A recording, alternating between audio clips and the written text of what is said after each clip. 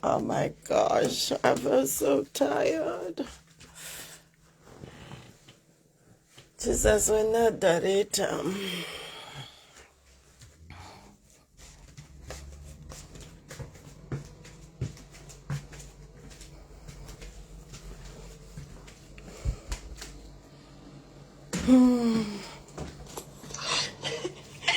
Hello. Mama. Hi guys. Hello.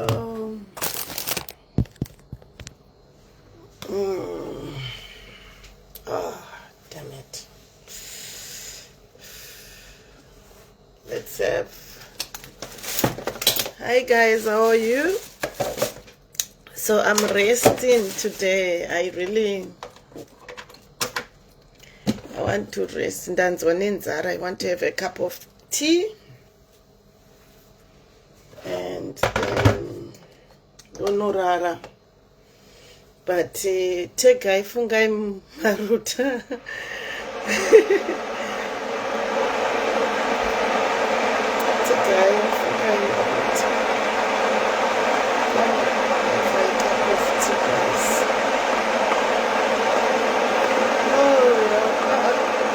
Let's try this thing.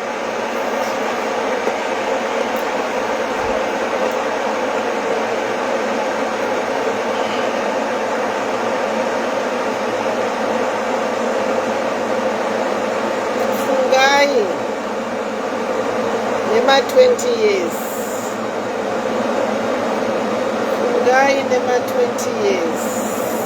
Fungai maruta. Fungai mu 20 years. Fungai maruta mu 20 years. Ndimainini vangu vakauya vadakapa umurumeni 20 years ago. Visa rangu harina kubuda zvakanaka.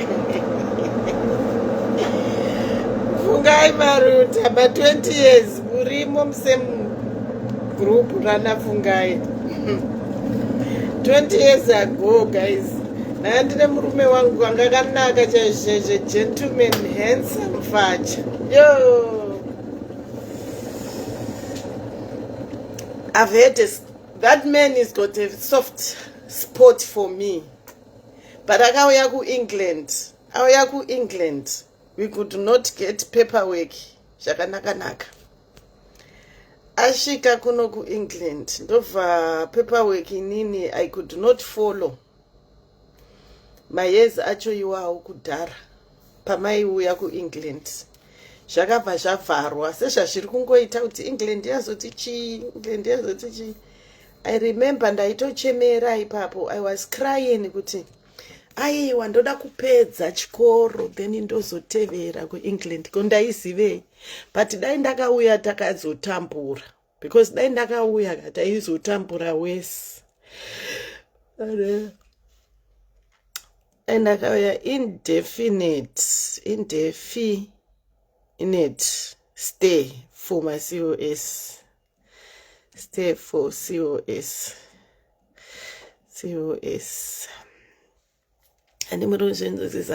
Hi guys, how are you? My name is Penelope, the African princess. I'm sleepy today. Today is my resting day, so I'm going back to bed. Don't worry. I just want to have a bit of something to eat, then I'll go back to bed. But I felt I need to share something with my COS. Not with my COS, my 20,000. Fungai maruta ndangokutega hangu because I want to address vamwe venyu mese ma 20,000. Vamwe ese ma 20,000. My 20,000, Murisei, how are you, our sisters and brothers? You know, I've heard the men are so understanding. The men will always be like, Penny, you know, things were not really, they were not easy. Some of them, they don't even have proper paperwork, even up to now. For me, I understand. And we from a laughing, kuti ndiri kuseka kana kuti kuita say no. I do understand the situation. When people came, it was difficult. When people came, maiuya muchizviti tiri kunoshanya. So even government kuti ikuhwisisei, hapana paizogona kuti government ikuhwisise iite paperwork yako zviri right. Iwe wakanyepa. Because wakanyepera government kuti uri kuuya kuzoshanya uchidzokera. Ndobva wauya ukazviti handichadzokeri. Yes, some of the people ndowanza kuda kuhita mukaka wangu first. I really want to have tea. Some of the people vanga vane ma-reasons are valid kuti tikutiza kuZimbabwe. But some of them it was a way yekuzviti we are going for greener pastures, which was okay. Munhu wese anotsvaga greener pastures. But the thing that we need to understand is my conditions anosiyana, guys. Inini mwana wangu, my daughter inini wandakazvara mudumbu. Tinosvika papoint pekuti kana ndakuti hey inini my father, hey inini my mother, anogara akati no mama, your situation and my situation is different. Don't fananidza two situations dzisingakwanise kubatanidzana, dzine ma different conditions. The minute you do that, watorasika.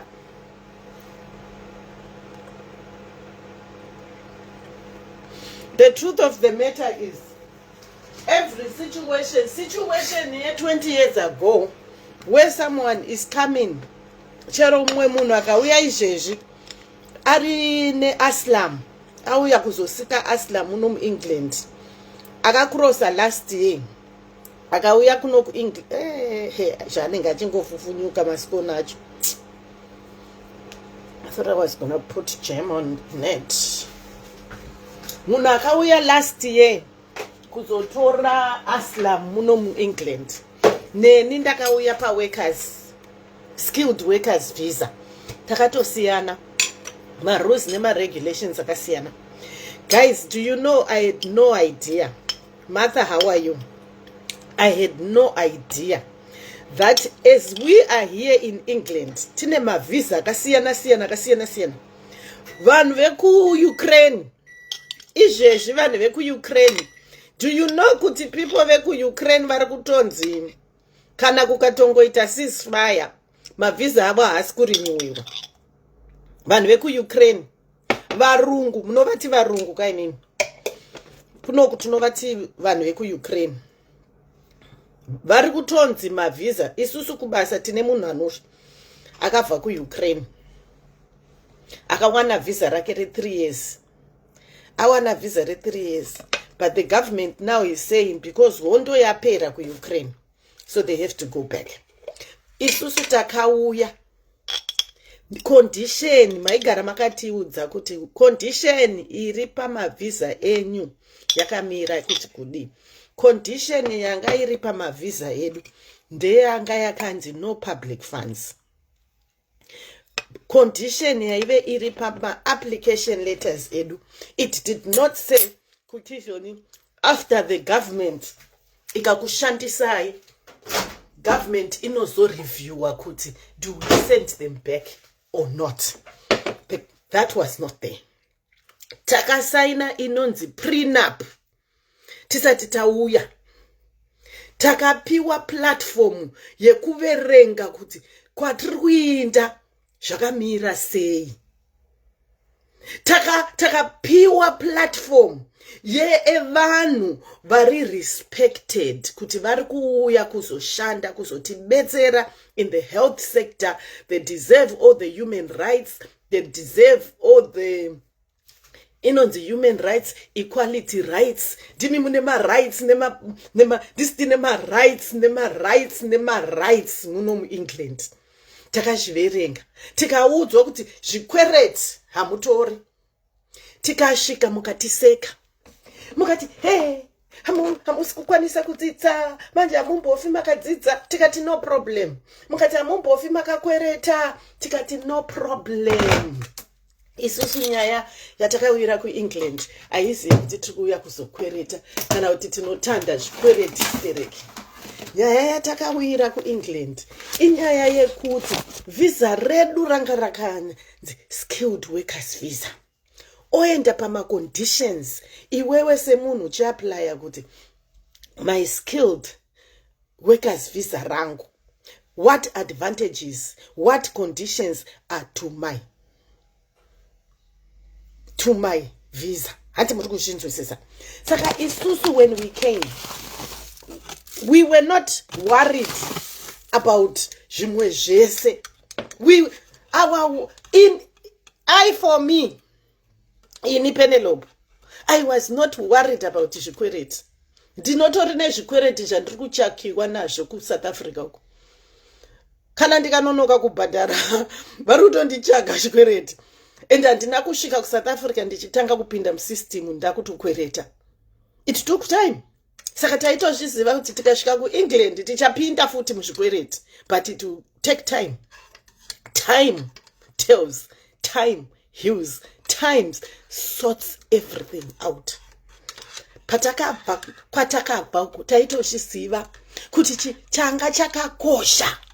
Kana makawa vanhu vakutakura, a lot of people went and they went and adopted hama dzevamwe. Inini zvezviso ndoda kutonoadopta mwana wasisi vangu. Zviri 3 zvivana because visa rangu rinonditendera kugara nevana. Trip yandiri kuita kuAfrica ndiri kunotora vanhu vakatoziva kuti paita mukana wekuti isusu tinoita maBritish. That was the main reason. Makaona takuuya. That was the reason why chero pamaititi isusu. Hey, my wheels conround. Pamaititi. Hey, isusu. Muruku bhadhariswa mari. Muruku itwa sei. That's why we took the risk. Takazviudza kuti tichatora risk iyoyo. Takatozvipira guys. Nyaya yanga iripo ndeyekuti after waverenga maconditions ari paworkers visa anoti kudini kuEngland. England ndiyo inochinja but haingochinji zvinhu zvavasina kutanga kukunyorera. Vanochinja zvinhu zvavakakutanga kukunyorera. Havachinje zvinhu zvisiri pako iwewe. Iko zvino maiwe Nasi. We have been so clumsy, shame. Ndikungodonedza zvinhu. Saka mirai ndinyasoisa ichi zvakanaka, at least my tea didn't. Tea yangu haina kudona. Tumasikono nditoti wadonhera pakapeti ndikutoti nhonga ndidya. Kundipinza busy yekuzonguvha here mumba inini ndakaneta kudai so hamunyari here vanhu vaMwari shu. Totanga kuklina majemu. Saka this is what happened. Isusu kana law ichichinja. Haichinji ichiti imimi makauya takakuudzai zvakati saka takukuchinjirai. Haiiti semudzimai. The law doesn't work like a girl child. A girl child anosvika agokuchinjira. Kana kuti muZimbabwe anosvika agokuchinjira. President vedu chaiye vanosvika vagotichinjira. Hapana munhu ane true statement kuZimbabwe. It's a culture yedu semaZimbabweans. Saka kuEngland akushande seizvozvo. KuEngland kana vachichinja vanoti alright. Penelope iwewe skilled visa rako takakuti rine maconditions ABCD. Iko zvino takuchinja. Takumira musinhasi watataura kuti takuchinja. Vanochinja musi iwowo vakuenda mberi vakuti okay, vamwe vachazotevera. Takukuchinjirai masystems. Saka garai maziva fungai fungai mainini. Garai maziva kuti my guru is here to stay.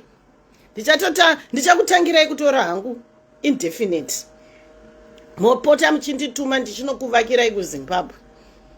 Fungai akandiseka kakati bvunzai Penelope. Hanzi Penelope anga achita chawana indefinite. Anogara akadaro kakupeji kwake. Fortunate ndinoudzwa nevanhu vari kuSouth Africa, munin'ina wangu ari kuSouth Africa. Ndiye anonditi mama, inzwai zviri kuitwa nafungai. vakomainzwa zviri kuitwa nafungai anga achitokutaura izvezvi kupeji kwake. Saka hatisi kudzokera kumba. Indefinite 5 years under a skilled workers visa. Kana ichizochinja England ichachinja, but haibatane nesu takapinda takasainirana contract. Because isusu takauya tikasainirana prenup. Come in. Takaitoisaina prenup. Prenup haingoeve kumarriage chete. Prenup iri kucontract yaunosaina in any business and any whatever transactions that is going to happen. We signed our contracts and they told us kuti ivo chavaikoshesa vaifunga kuti ivo chavaikoshesa vaingofunga kuti zvoni vanhu vatema vachauya. Vanhu vatema vachauya vachikwereta mari kana kuti vanhu vatema vanoda kuuya kuzodzidza. But let me tell you what is happening now.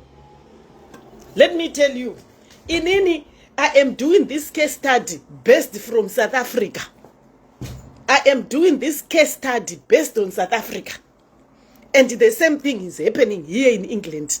And we knew it was going to happen.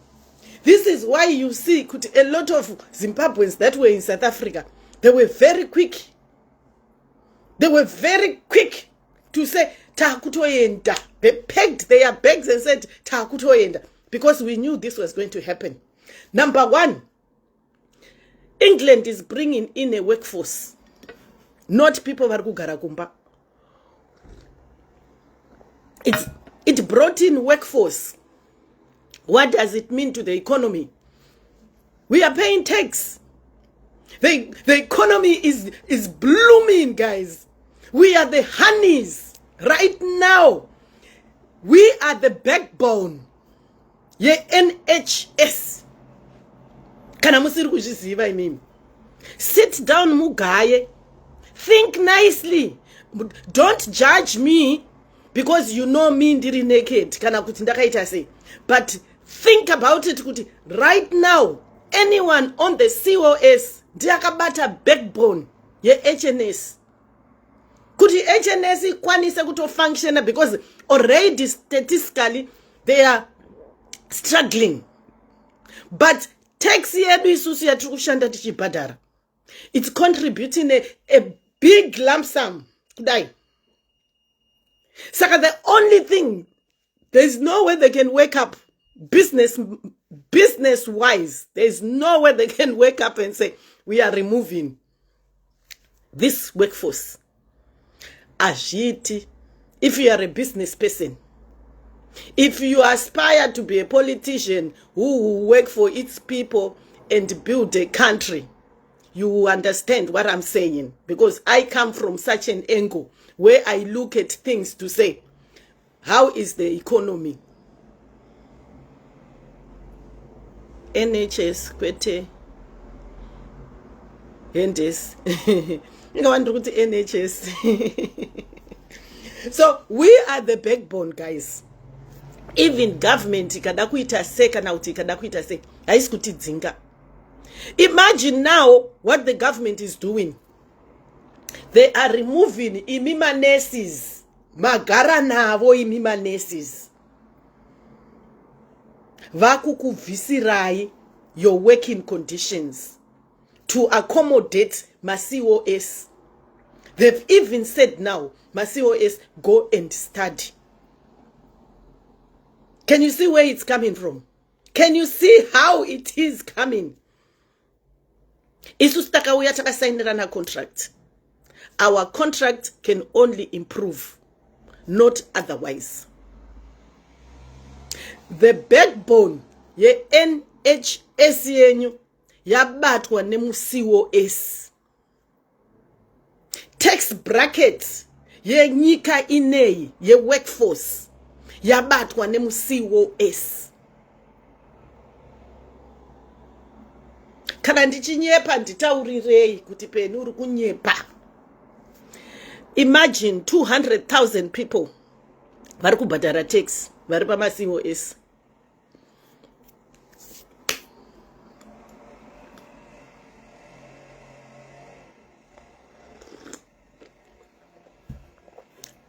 Handi muri kuzvinzwisisa.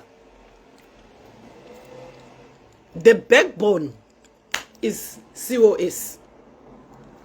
There is no way, even if the reason yavari kutomisa kuti we won't bring in any more people until 2028.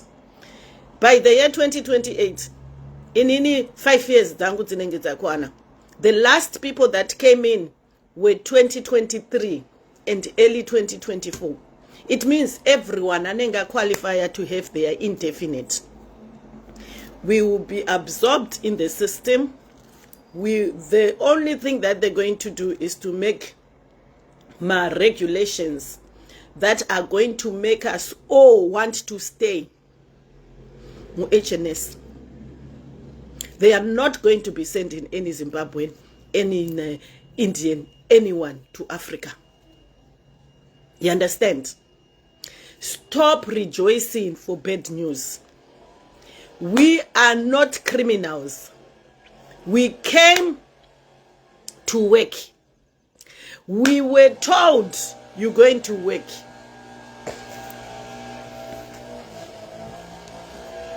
Someone, I don't know what's happening. Okay, someone is trimming their hedge. So what basically it means is, we came, they told us, when I came, I had 37 hours. You're coming from Africa, you know you're going to come and work. You're certain. Guys, let me tell you something. 40 hours a week is not a joke. People literally don't have a life. We completely don't have a life.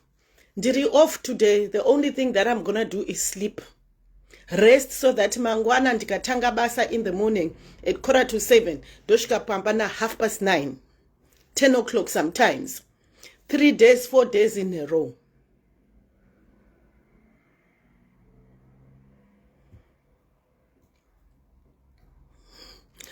Andina David, you are making a mistake that David, so if my work permit doesn't guarantee an indefinite, what guarantees an indefinite? A political asylum seeker guarantees you an indefinite. What guarantees?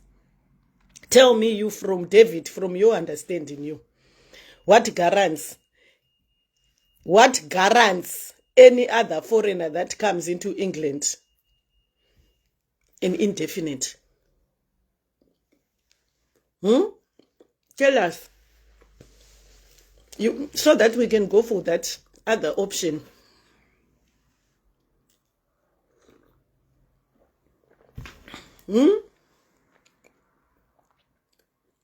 Tell us so that we can go for the other option. Don't just come and say, it does not. You don't listen to the news. When I come and talk facts. 99% of British people, they are on grants. The same story we had in South Africa. The South Africans were busy by my grants. Here, I don't know, you call them grants or benefits. I don't know whatever name you call them. But they get comfortable with getting free money. Of late, what is that Prime Minister talking about? They have already started cutting off the benefits because the locals get reluctant. The news yesterday, they're cutting off. People were demonstrating on the news. Open your BBC News, man, David. Don't come and utter things that you don't know. Because me now, when I want to think, I think. Getting naked is just a hobby. I'm not dumb or doom. When I talk, I know what I'm talking about. Yes, the population is 70 million. Of the 70 million, 50% of that population is the elderly. 20% of the youth that is there, they are on benefits. 30% of the other population is us, the immigrants. So what are you talking about? Come with facts, yeah. You see? Come and talk. Already the benefits, because Local people, the same thing happened to South Africans. We got to South Africa. We started working like we always do. They were comfortable with getting their grants, not realizing people are coming into work. People are getting citizenship. In South Africa, we call it permanent residence, PR. We all got the PRs. We are all South Africans now. They cannot chase me away. You understand? There's something I'm going to come here. I'm legally in UK. I'm not an illegal immigrant here. I'm a legal immigrant. With every paperwork of mine in store. Every day they send me to say, the government sends me to ask if I'm okay. If I do anything on UK.gov, they ask me to give a survey. I'm part of the people that give a feedback to the government. I can open my phone for you. You understand? Where's my other phone? It's there. All the time, if I do any activities on my phone on UK.gov, I give them a feedback how the system was working, how convenient was it, how easy it was.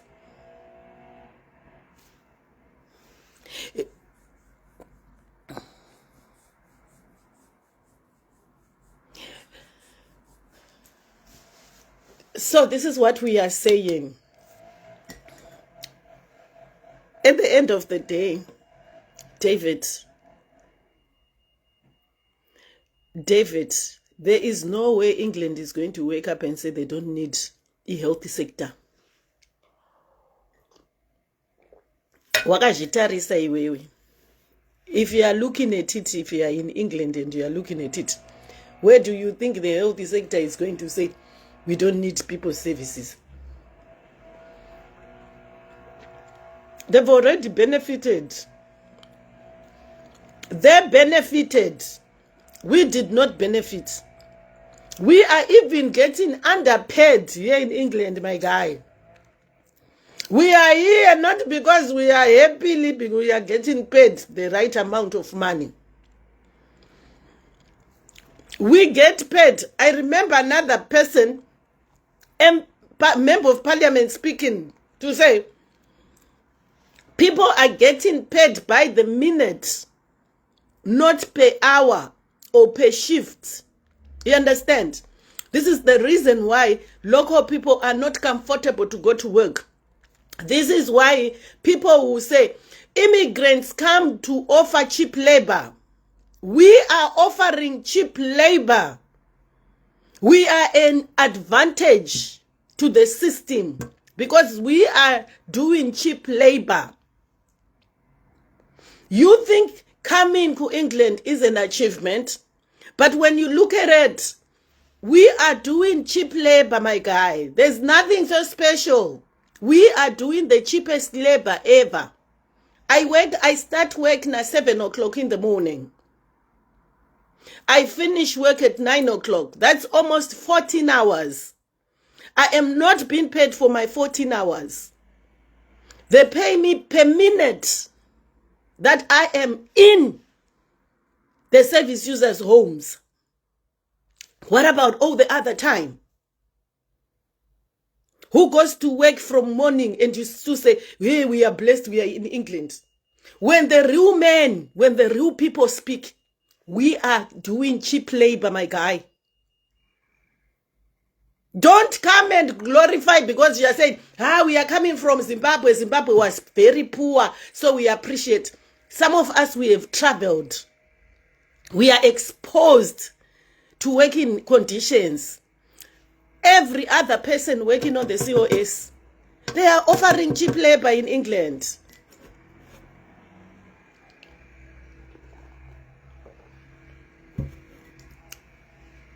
The only people, I guess, who are benefiting, the people that are working in the care homes. Because if I'm working 8 hours in the care home, it's 8 hours. But anyone doing domiciliary, which is 90% of the care work, people are doing cheap labor. Ask them how many hours they are working out there and how many hours they're getting paid. So even for the government to come, well, you don't understand how cruel is the system. Ask yourself, why didn't they give? We're not talking about asylum seekers. The asylum seekers, you have a story. This is what I was saying in the beginning. You come and you lie. You come on a visitor's visa and you lie. You have no contract when you come in this land. I'm different from an asylum seeker. I'm not going to come here and talk about the asylum seeker. I came with a prenup contract that states my conditions to work here in England. Before I came, I was given a contract to read and to sign to say I agree or I do not agree. So for me to speak on 99% of people that apply my asylum, we say Zimbabwe kune hondo. We've never seen war in Zimbabwe. There's no war in Zimbabwe. But how many Zimbabweans have applied for asylum seeker? Where have you seen a war in Zimbabwe? You understand? So for me to say, I can't be reading, I can just browse through. You wrote something about failed system, Yema asylum seekers. I can't be speaking about the asylum seekers. They have a different story from our story. When I come, I'm talking about the COS and their conditions. So let's concentrate on the COS. Don't mix matters to say because asylum seeker did not. They have a different story. 99% of everyone applying Achita asylum seeker, they are lying. Sometimes even the lies are so blue you can see them in black and white. I'm not saying people don't deserve to have my asylum papers. They do. But you come and say, I'm running away from Zimbabwe. Kune hondo. Where is hondo in Zimbabwe?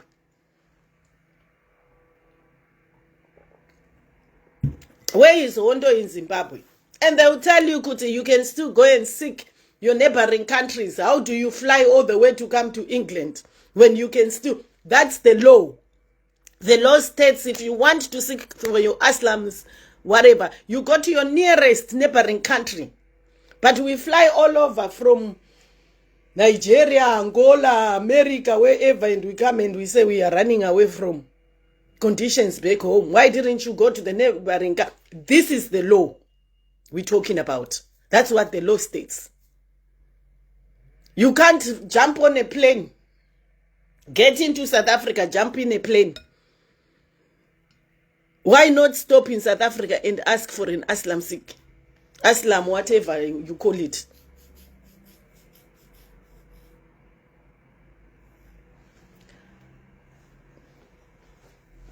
Our COS has conditions to it.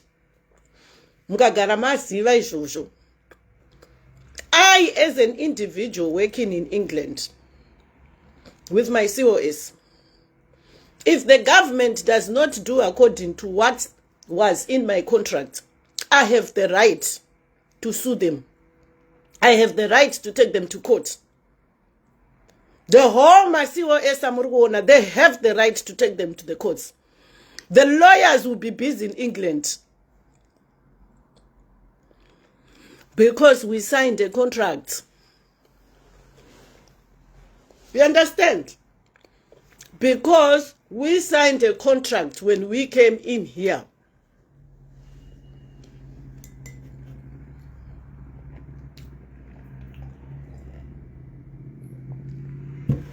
When they say no one is above the law, even the government in England is not above the law.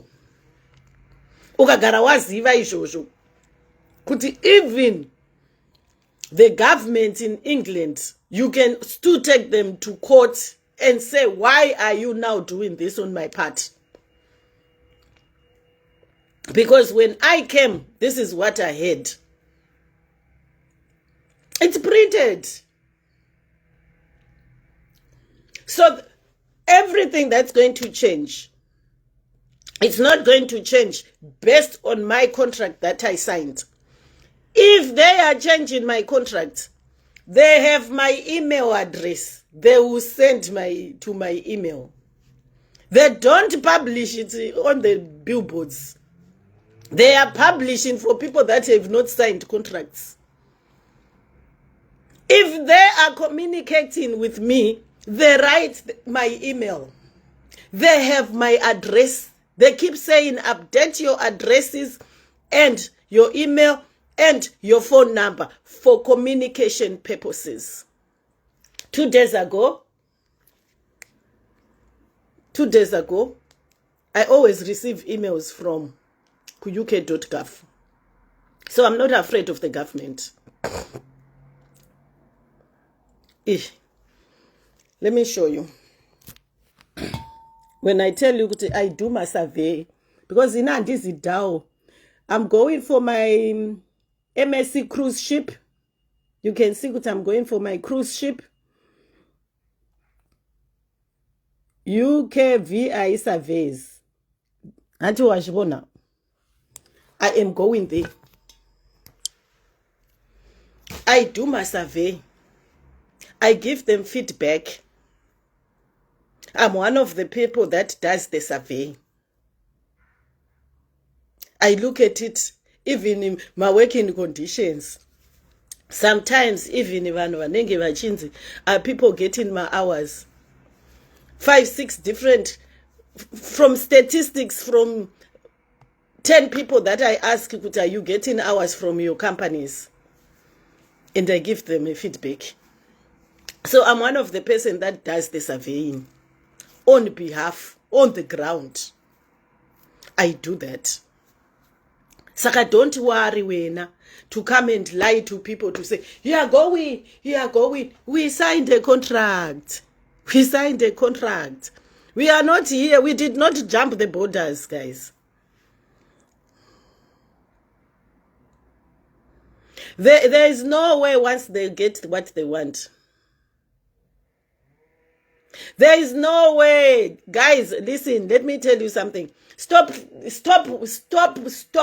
lying to people to say, yeah, plan ahead, yeah, do what? There is nothing to plan ahead. If you want to read it at your own pace.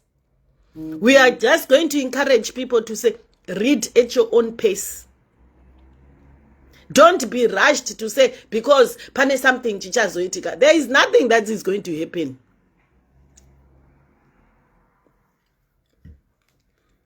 Ndopika na mai vangu edina mshava. Fungai maruta. Ndopika na mai vangu edina mshava. Andi unukuchinzusisa.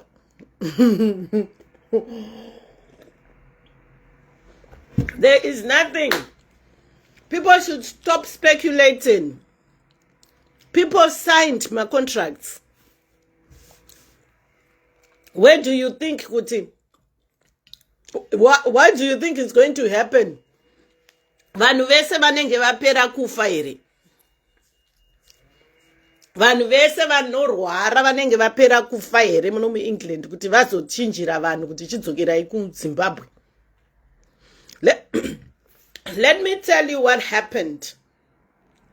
You guys think the system is DAO, but the system is not DAO.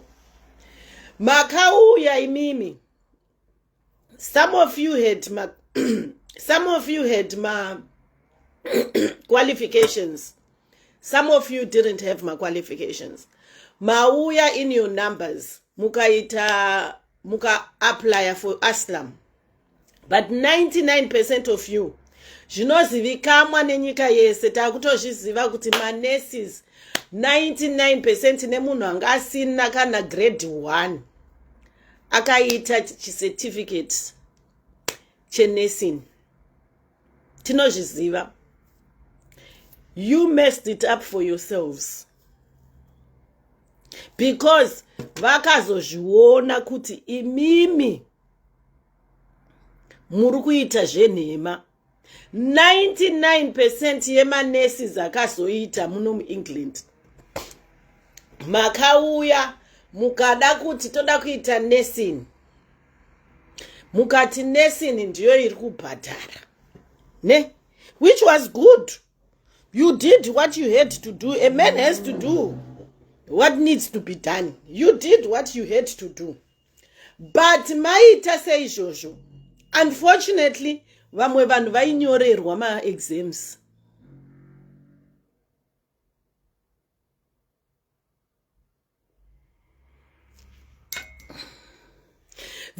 Tendai, this is what I was telling David to say. He was saying England is God. England, no?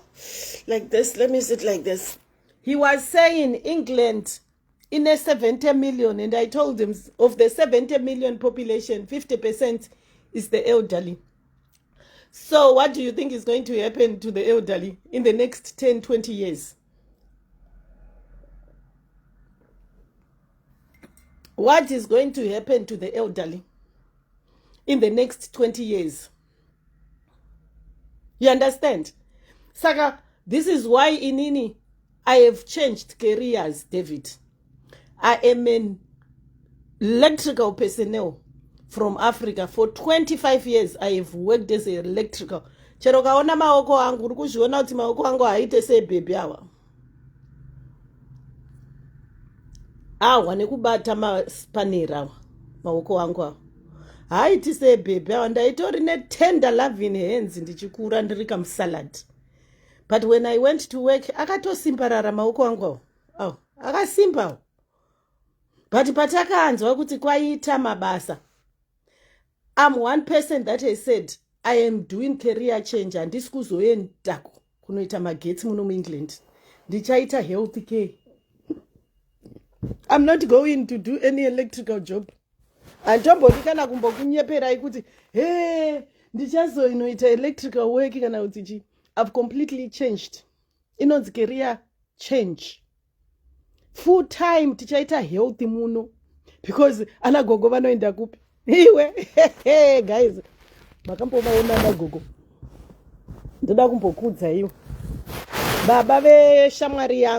baba veshamwari yangu murungu muridzi weimba yandogara inei baba vake vakakwara ameno vakatanga kurwara vane 60 something years old vakaiswa pamubhedha vane 60 something years old.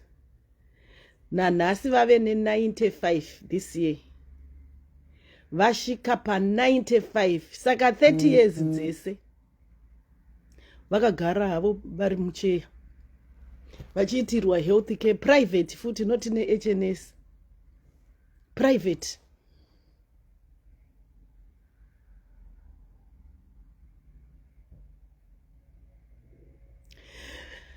Noku says, Penelope, England sent Eastern Europeans home. So what is the difference? I did say even when I started my Noku, wauya later, I did say I have a friend of mine who is from Ukraine.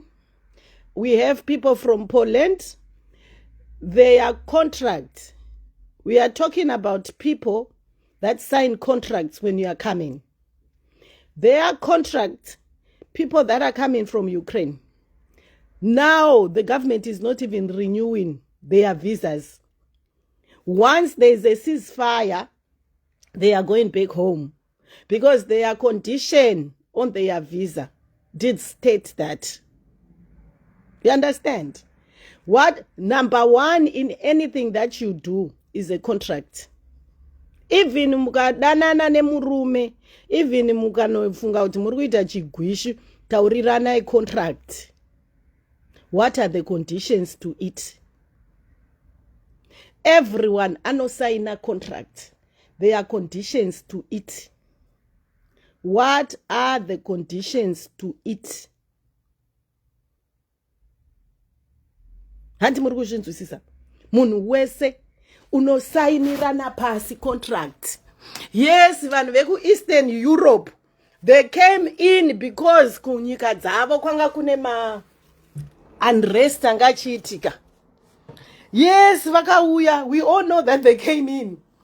Inini ndinotorine a friend of mine ari kushanda kubasa kwedu. Akatonzi na bosi vangu. Kana iwewo chida kubva pa visa rako risiri kurenewa reku Ukraine. auchinja hembe kuri kupisa shem anga nevhisa rekuukraine vanhu vekuukraine havasi kurinyuwiwa mavhisa they were pama 3-year visa mavhisa avo anga ari pama 3 years so government iri kuti kana hondo yangonzi ceasefire every Ukrainian anga ari nevhisa muno muEngland they have to go back to Ukraine and start building their country.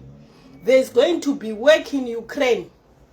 So you cannot be in England nyika yenyu ichida kushandirwa. That are the reasons ari kunyorwa negovernment. So yes, you will see. Isusu tiri informed. Tiri kutoziva kuti vanhu vekuUkraine tichavaona paTV vakunzi they are going back home. Hatizombofi takatya tichiti saka isusu tichadzokera kumba. I did not come kuUK ndiri under a visa rakanzi ma conditions ari kumusha kwedu ndo ari kundiitisa kuti nditize kumusha kwangu. Ndakabva inini ndichiti pamberi naMnangagwa is the right candidate watinoda. My application was not based on any political.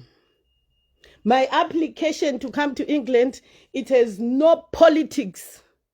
It's not affiliated to any political issues back home. You understand? My application to come to England was based, do you want to come to work? And I said, yes, I am coming to work. And they gave me the conditions. They gave me the conditions. So I am different from someone who's applying from Ukraine, someone who's applying from Russia, to say, kumusha kwedu kune hondo, dokumbira kuzombogara ku England.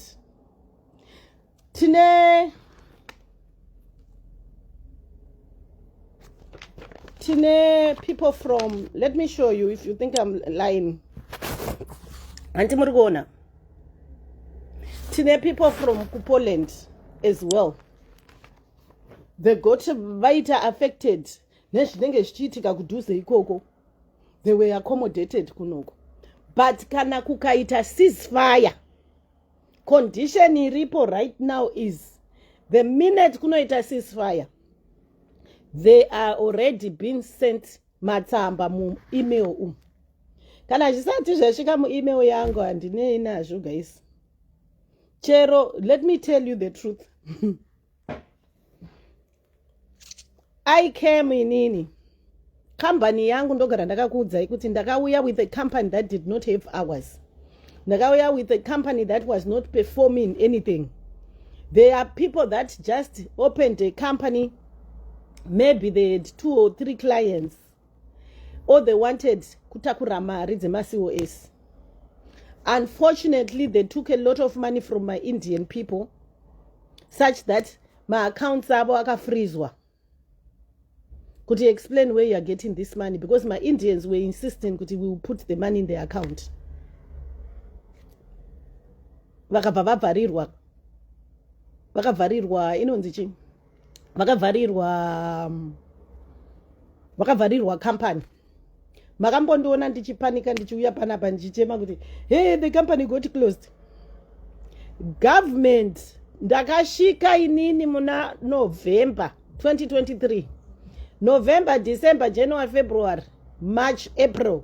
6 months the company waitukaenda pa uk.gov yanga yakatonzi zvoni pending revocation. Hati muri kuzvinzwisisa ndizvo zvayainyora. From January, February, March, April, May, June. From April kusvika December, the whole of 2024 ndakashanda ndisina kana problem. Asi pa uk.gov panga pakatonyorwa kuti company yedu it's pending. 2024, 31 December 2024, the government wrote me an email to notify me kuti Penny, now license yecompany yako iwewe takatoivhara. What do you do next? Don't worry. That was what was written in my email. And I'm kuverengerai. Don't worry. They were so nice. They started asking if I had proper accommodation where to stay. If I had food, they gave me my links. If you need accommodation, there was a link. If I needed food, there was a link. If I needed to look for mamwema jobs, or if I was deciding to do whatever I wanted to do, they gave me my links. I called the other link that they gave me. It went to the regional hub. They were my hubs to help people that didn't have hours, that had my companies angakavarwa. My companies angachivarwa. Government was working for us. It worked for me. The government is working for me, guys. I don't worry in England. I don't come and stress in England. I never even lost a sleep. When I came and I was saying to you guys, hey guys, what was I saying? I was like, hey, company yakavarwa. I was already kune a new job. I was already kune a new job. The government looks after its people. Right now, I am a Zimbabwean working in England. It is their responsibility to look after me, not me worrying. My responsibility is to go to work. That's what I know. As for now, my responsibility is to go to work, because I signed to say I'm coming to work. And it is what I'm going to do. Any whatever politics that is happening, it does not affect me if it's not in my inbox. If it's on the website, it is meaning to those other people that are going to come, not me. Me, I have a contract, I'm a respectful person, worker who applied to come to England on my COS. If they need to communicate, they communicate using the email. Mese vanu mimi mese muripaba COS munemani ngrikin. The government knows your emails. The government knows your phone numbers. Ma aslam sigava vatozvikama kuti vanogara papi. Havatombozvikama kuti vanogara kupi. Hi guys, you want to compare us with you guys. The government doesn't even know where you stay. Because you are scared that they might come and pick you up and take you back. And if they know where I stay. Every month they can see that I'm contributing to HMRC. They are very much aware. So we are not... The thing is, we are in England. But itakasiyana how we got to England. Even matritiro edu, the way they would treat us, akasiyana. The way they would treat us is different, guys. Don't expect to get the same treatment. It's unfortunate we came after you guys, but we got a better deal. The deal was okay. The deal was okay, guys. Shafanana nema ara anonzima chima permits aipuwa vanhu ku South Africa vanhu ema domestic worker yaya. Ndo zvakangofanana neCOS. Hani muri kuzvinzwisisa? Zvakangofanana. Handidi kuti mapemite emadofo. Mapemite emadofo. MaCOS mapemite emadofo. Hatisi kutombonyepa. Takatozvirijusa isusu. Yes, Gladys. I am representing all of Zimbabweans. Don't worry, my Zimbabweans. Don't even worry. Kana uri paCOS vata hope dzeumambo. Because my asylum seeker right now, kuti titore statistics, I read it. I heard it pa news up. Kuti the problem, they cannot even account. They cannot even take kuti iwa ma aslam sikari kupi because 99% they don't know, they don't have ma fixed accommodation pavanogara. Inini izvezvi 2 days ago ndakachinja pekugara ndauya kuzogara kunoku. Ndakatochinja nedrivers license yangu.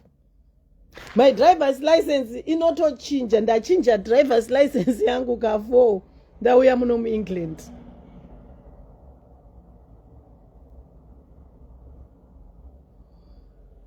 Thank you, Tendai. Tell them kuti we are contributing.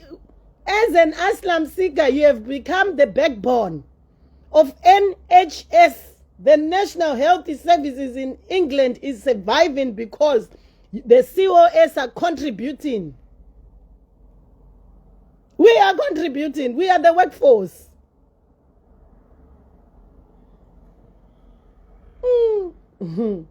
Oh man, Mzauya mchindidzidzisa kupronounce aslam andidi kutomboita maaslam seeker mulife mangu mani. Oda kuti ndigone kuzviannounce ndichanoapply papi nchizviti I want to be an aslam ngekuita zi. Hey, it's called what? Zvine basa rezvo kundiudza kuti chinonzi aslam seeker kana kuti chi. Some of you people, you love commenting nezvisingafanirwi commenta. Oswera kundidzidzisa chirungu chekunzi inonzi aslam. Chero kwazvinzwa zvandikureva. They don't have my addresses. Guys, I listen to the news. If there's one thing I make sure, even ndikauya ndakufa panapa ndakaneta. Before I get into my bedroom, I switch on my television. Channel 231, BBC News, is the only channel I watch in my house. I don't watch any other channels. You know, Vurayo yondonzwa ma updates. Saka, you cannot come and take your situation and put it on us. We are not laughing, we are telling the facts. They've always said they cannot account if those aslam seekers, they are there or they are not there.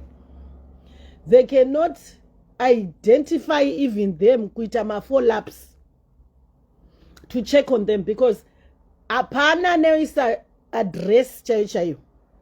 Ma aslam seeker, most of them, they do not have paperwork because havas kuita ma updates to government. They are afraid kuti the government is going to come and take them kuti vavai tumire back home.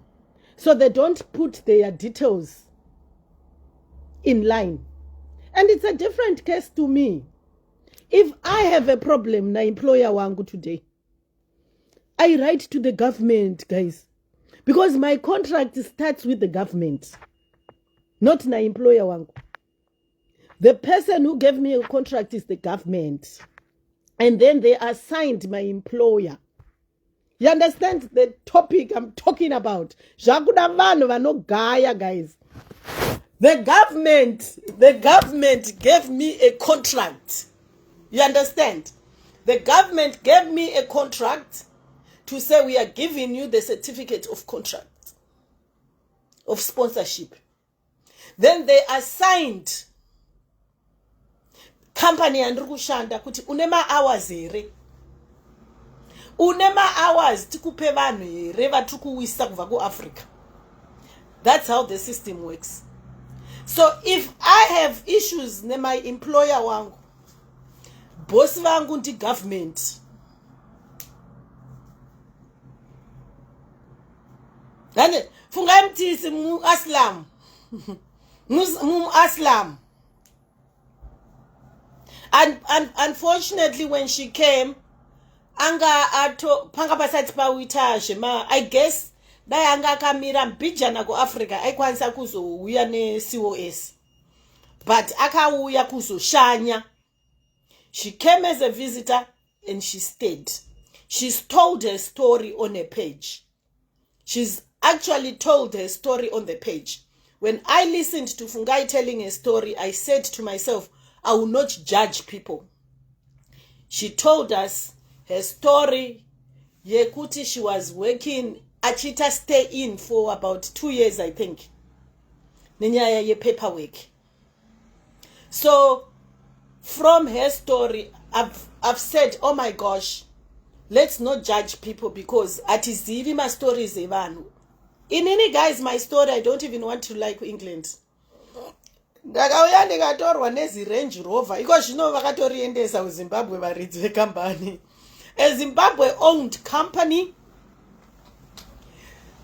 The lady muridzi wecompany, very good human being. Mwari bless that lady. Every day ndinomuka ndakati Mwari mukomborere mukadzi uya mumuwedzere. Handi muri kuzvinzwisisa. Ndinomunamatira. 2 days after ndageza nesipo rebhari sipo imperial leather, yanga iri imperial leather. My father used to use imperial leather, but I don't use soap on my skin. Ndinoshandisa liquid. I made a request kuti hainini sipo handidi. Nditireiwo liquid soap. Ndikatengerwa liquid soap. 2 days National England. Ndichibva kuairport. Ndakasvika ndikageza, ndikapiwa toothpaste nyuwani, ndakapiwa toothpaste nyuwani, ndikapiwa sipo, ndikanogeza. Ndapedza kugeza. Breakfast. Takasvika makuseni. Breakfast heyo iya. Bacon. Waizvidhishira patable. That is my story in England. I am not lying. Waizvidhishira wega breakfast. Vai mwana ndakadya beans, matomato, panga pane beans, tomato, mazai, nebacon, nechingwa patable. Mwari, continue blessing that woman. Ndinomunamatira mukadzi iyeye, and ndinoti Mwari kana ndikaita mari ndiite humble semunhu akandigamuchira kubva kuairport. Ndichisvika muno muEngland, I will never forget that lady. I have, in my heart of hearts, I pray for her every other time. For her success and goodness. Can it continue on other people, not only for me? Ndikatengerwa mabed covers, masheets, mamwe ndichiri kutomashandisa panopamba. Masheets andakatengerwa 2023.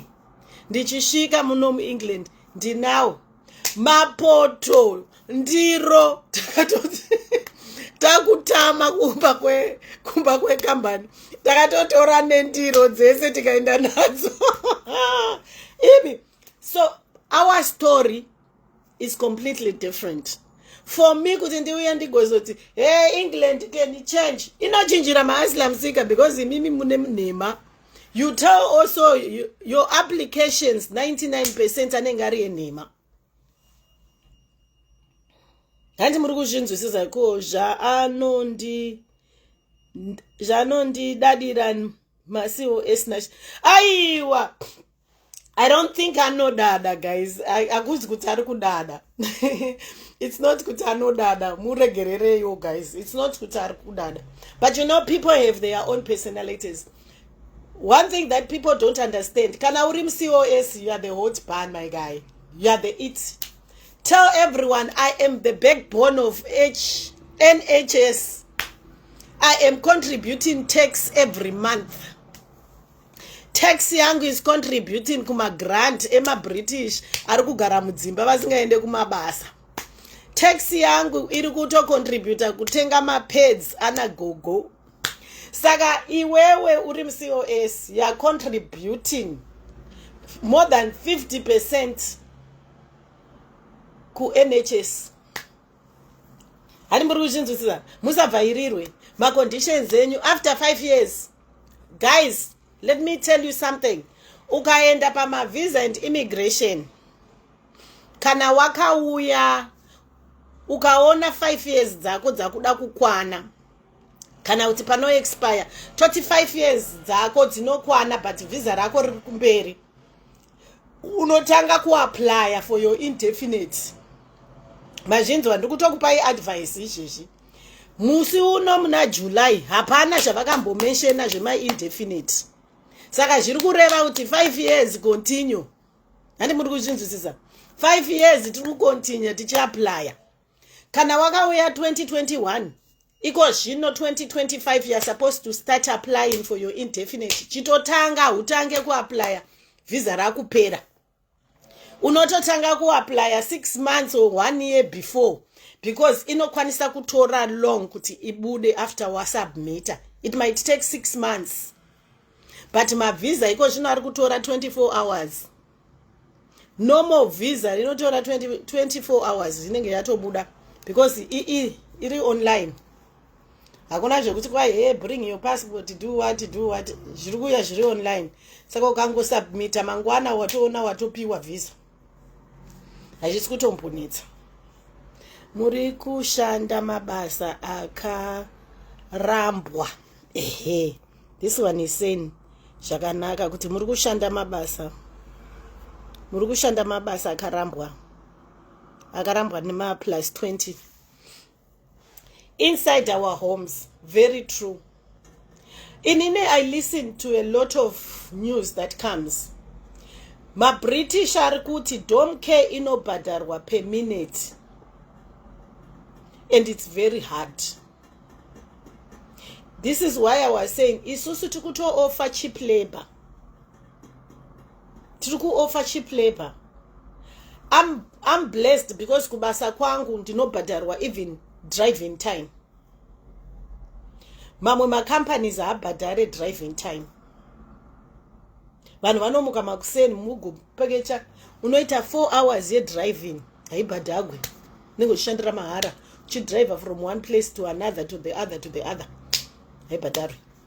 Varidzi venyika vasi kuzvida.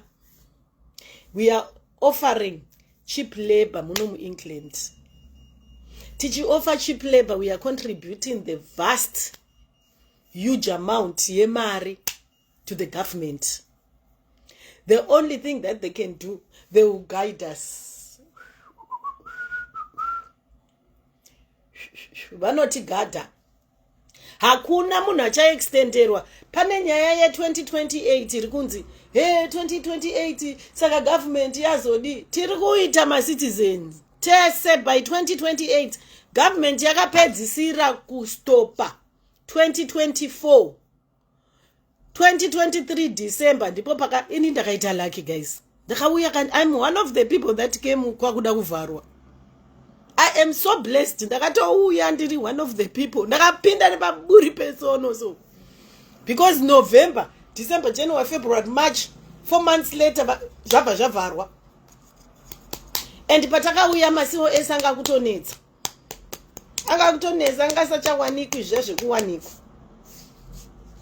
Saka guys, just be nice to people.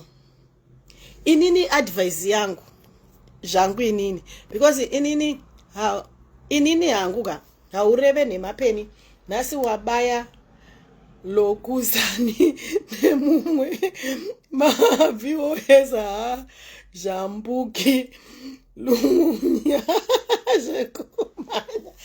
We are not going back guys. Hakuna kwatiri anagogo vasati vapera. Anagogo vasati vapera tinoendepi guys? Makazvitarisa. What I am foreseeing hangu muno mu-England.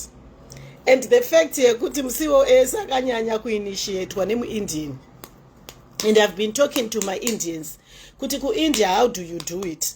Ku India kuna system yakafanana nezve NHS. Ku Zimbabwe hakuna. Ku South Africa zviriko but not very much. Ariko ma centers ema old people's home ku South Africa. But what I have noticed is future kwatiri kuinda ndezvekuti tichapedzisira HNS isa yakuti atichabhadharire vanhu ndavazvionere pachavo anagogo ava. But pakuzvionera pachavo takuita sezvatinoita kuAfrica kuti unopinda basa pamba 1 uchishandira gogo. Kana ukanegotiata 3,000 ndiwe, kana ukanegotiata 5,000 ndiwe, kana ukanegotiata ndizvo zvichapedzisira zvakuitika muno muengland. NHS ichaita come out because right now it's becoming expensive for them, and that's the truth of the matter. It is extremely becoming expensive.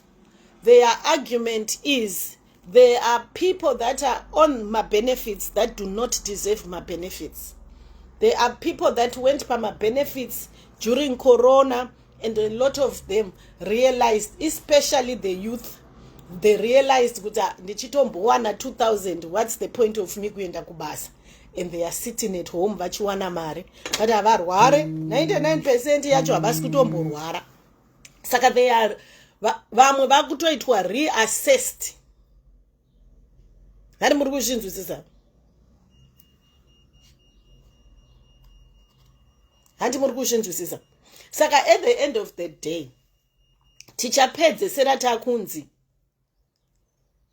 endai munoshanda mumadzimba. We will eventually isu semakera vanoramba vachishanda, ma-companies, ma-agents, they might end up being eliminated because ma-agents, they are just the middlemen. And why is the middleman there? It's either they are going to remove the middleman pakatapa vanhu vonzi endai munotsvaga mabasa mega, munhu ari kukupa basa anongokurejista iwewe neNHS zvichinda zvakadaro, vobvisa middleman. Kana kuti HNS ikaramba yakakurirwa ichati the government is losing a lot of money, and it is. We know that it's losing a lot of money. And it's not a lie. Every other news broadcast iri kutaurwa nezve health sector, they are talking about how much the government is losing, how much appointment delays are. It takes about 6 weeks, 8 weeks, 12 weeks kuti munhu ukabook appointment unonzi 8 weeks later ndipo paunoenda kuappointment. So eventually zvichangozopedzisira zvakunzi hai guys, umwe nemunhu ndazvimonela. KuAmerica hakuna, handi munoziva kuti kuAmerica hakuna zvinoitwa neNHS. KuAmerica 99% yevanhu vanongoenda individually. Ari kuda help anotsvaga musikana wake. Pamwe zvatichapedzisira taitwa tinonzi izvoni register neboard kana kuti register neCQC. Anonzi machi makera. I am just assuming zvinokwanisa kuzopedzisira zvakuita. Then clients anenge achida help vanenge vachitora vanhu from directly ku CQC kana kuti ku government kwacho. Vakutoziva kuti ninge ane mushandi wake uyu ane mushandi. Then people get paid from my individuals. That is what I feel is going to end up happening. NHS iri kutraya kuti how do we come out from the mess of looking after vanhu vesava. The bill is too much for them. The reason why they brought in pavakati tukuisa COS, they even said how do we cut down, let's bring cheap labor, we pay them the lowest. That was, it's not in Mumazi, it's not coming from my mouth. This is what they did campaigner when the bill was passed kuti titore vanhu ma-COS. Remember nyaya yedu yakatoenda ku parliament and they agreed kuti okay, let's bring people in. Their mandate was to bring in cheap labor so that they can help and we pay tax yavo yovabetsera.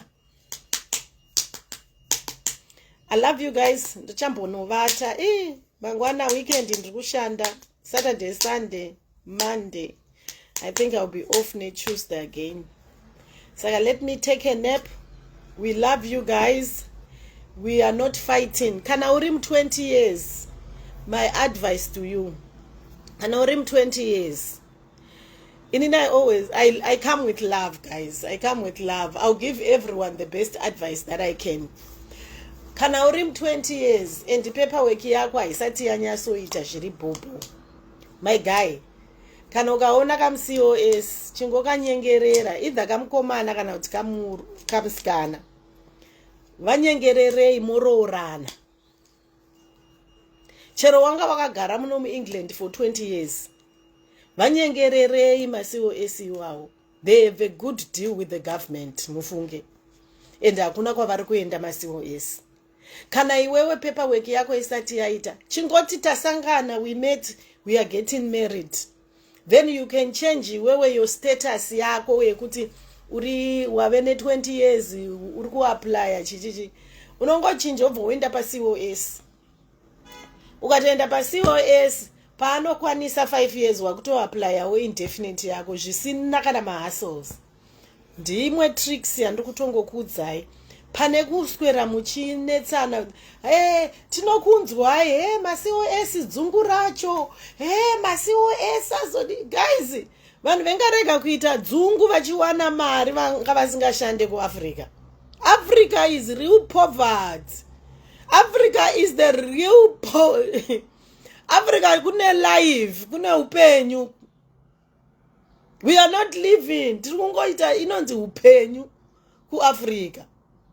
Saka when people come to England, tiri kuvhunduka mari. Saka vapei nguva yekuti vachavhunduka mari vagozodzikama. But they mean well. They also want to be loved.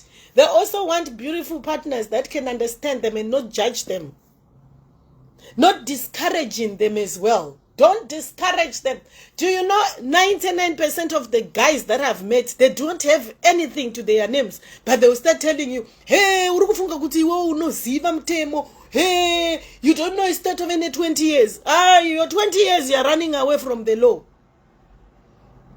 In my 1 year, ndakagara pasi negovernment kuti ndoda kuverenga contract. Ndisati ndauya kuEngland. I want to read my contract. Chinotanga kuuya contract yebasa vasati vandipa visa, so that you can decide if you are okay with the contract. Saka, we mean well. Some of you are not doing anything productive. We're not saying all of you, but some of you, maybe 20% of people vakauya 20 years ago. Zvinjenya zati zvagadzirisika mukatoita emucho understanding COS zvinjenya zvinokuitirai vanhu vaMwari. It will work out better for you, because pafeya chaipo ka inini zvezvi. So chero ndikadivorca ndikada kunotsvaka umwe murume havandibvunze kuti saka iwe uri kuda kuroorwa kangani. Havandibvunzi, guys.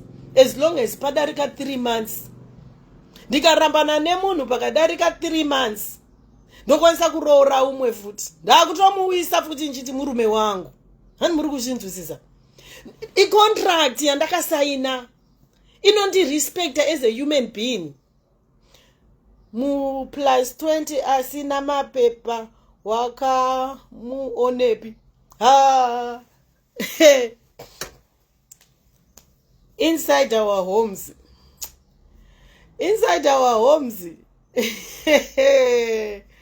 Ma 20 years asina mapepa.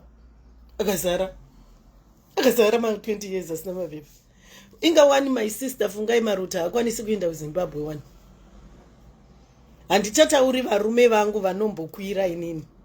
Handidi kushoropodza nababa vanokwira inini ma 20 years. Vanozoti konai mama manga handitauri zvakaipa pamurume akambondikwira inini. Handigoni kutaura zvakaipa pamurume akambondigutsa, but ma 20 years asina mapepa. Fungai shamwari yangu haende kuZimbabwe wanu. Mainini vangu havaende kuZimbabwe.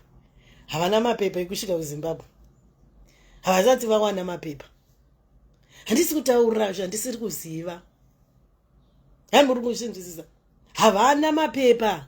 Vachine mapepa, aslam paper ayaya.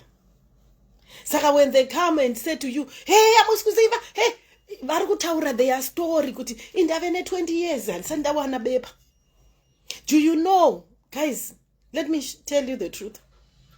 I was watching a video nas kumkomana webhosho uyawe. Mai vaenda mu20 years ashanya kumba kwa mai vake nevana.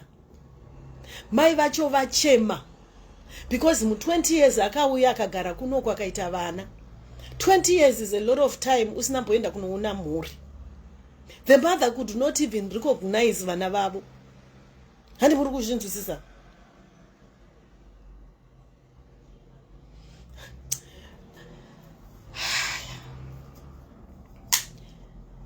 Inside our homes, I don't know kuti unofunga here kana kuti hausi unofunga kana I don't know. I'm not gonna say bad things. Traveling outside UK does not mean you have papers.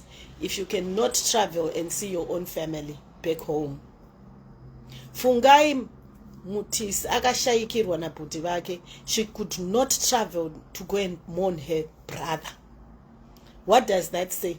She can go to South Africa, but she cannot go and see paguva pane hama yake. So does that mean she's got papers?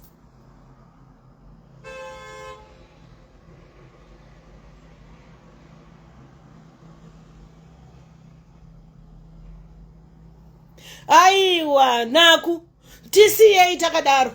TCA hatisi kutomboenda kuAslam isusu. Hatisi kuenda kuAslam, tichimboendera chikuAslam takapiwa workers paper. Tinechi paper chinonzi workers. Not everyone goes through.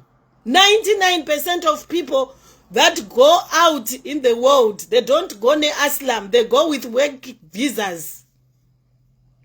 I'm a professional. I'm coming from a professional point of view. You don't go uchisika Aslam. 99 of Zimbabweans in New Zealand, they are on their workers visa. They are now permanent residents. 99% of Zimbabweans in Australia, they are on workers visas. Why should I be asking for a Aslam? And it's good to hondo ku Zimbabwe. There's no hondo. What excuse am I going to say ku Zimbabwe kunechi? Hakuna hondo ku Zimbabwe. You understand? We are not running away from anything in Zimbabwe. We are saying we are coming to work because it's by choice. We have said we want to go and work. From a professional point of view, I would never seek for Aslam in any country because I am a professional. If anything changes, I will argue, I will sue the government. Kuti, why madaro? Unless ndikapara mhosha inini muno England, they have the right to terminate my contract. I'm a professional, my darling. I don't go. Aslam is not an option. I went to South Africa, guys. I went to South Africa. And to South Africa, people would make even my fake documents. I've never used a fake document in my whole life. I'm a professional. This is why I'm saying, if I commit a sin or something, a problem, they have the right to terminate my contract. But I am not going to say I need to go and commit safeguarding rules. If there is a safeguarding issue, it can still be investigated. You understand? It can still be looked up. If you are writing your notes, accurately writing your notes, they can also see that this thing, accidents do happen. I'm not going to go to work in Ndakadakwa. I'm not going to drive in Ndakadakwa. 99% of my 20 years, varume vacho hamuna driving license. Because vakatorerwa driving license, they've been in jail for drunken driving. We're not going to do that. We did not come here to commit crime. We came here to work. We are professionals. 99 of my COS that are here, they are professional people. The other guy I work with in Zimbabwe, anatorine degree, rheumatologist. He was working in Unki. Aishanda kuruwa Diamond. But Arba COS. So everyone is a professional. When we stand, we don't talk about cheap stories. We are talking quality stories. We can never advise each other to say, Kotikazotaza ku safeguarding. Accidents happen. Why would you come from work, from home, uchiti ndikuno poronga basa rangu? You don't plan things. Things happen. But if you are giving your best, it can be looked in kutahuna. We are not serial killers. We are not. It's also we love what we are doing. We are professional people. I'm not going to come. You can never see me seated with a group of my friends and say, guys, kanatazo no taza kubasa. Why should we encourage ourselves kuti there will be a safeguarding incident?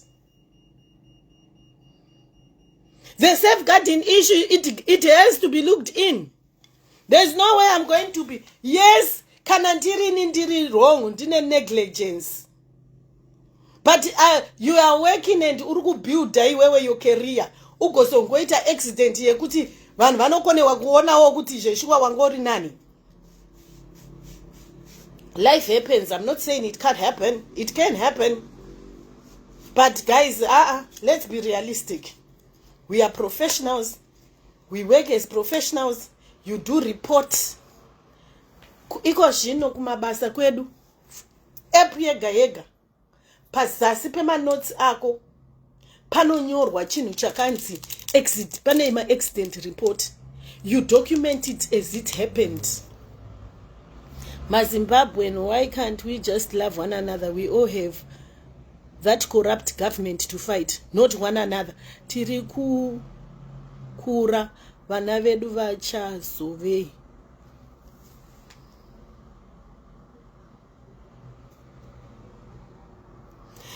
This is the thing. We're not going to come and sit at a platform and say, Sakandate, do you know there's a story that is coming now? I am a person pakanzi votai kuti moda kuti vanhu ava vaitwe sei.